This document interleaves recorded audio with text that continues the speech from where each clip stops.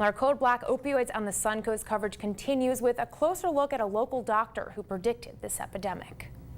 It was 2014 when the chief medical examiner for Sarasota, Manatee, and DeSoto Counties predicted the opioid epidemic. Dr. Russell Vega says the proof was in the morgue. As prescription drugs became more expensive and difficult to get, heroin became cheaper and easier to get. Thanks to the crackdown on pill mills. And the drugs have similar effects. They both are narcotic type drugs that affect the nervous system in the same way, so that users who are addicted to one can easily switch to the other. But the big problem is what it's laced with.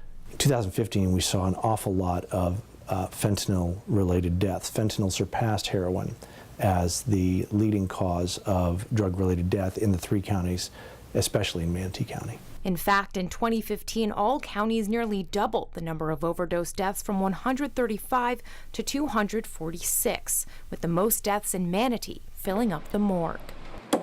The big difference between 2014 and 2015 was the continual rise of heroin and the replacement of heroin by synthetic drugs that are similar but more dangerous even because they're more potent.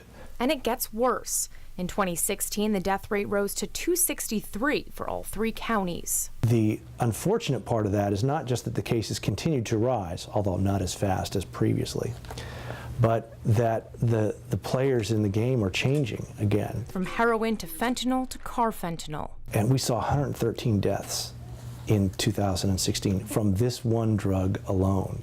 That's more deaths than we've ever seen from one drug in any one year. Vega worries what's next, because the more synthetic these drugs become, the harder it is for law enforcement to identify and treat them. Unfortunately, the people who are making these drugs, they're pretty good chemists, and they're figuring out how to make new drugs that have a similar effect but are much harder for us to identify and are sort of under the radar of the legal system and law enforcement system.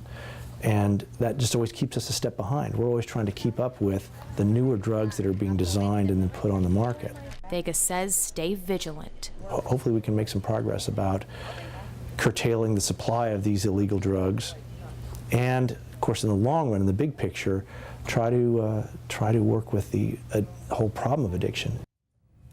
And tomorrow we take a look at why the Suncoast is ground zero. Hallie Pilot will be speaking with law enforcement and social service agencies.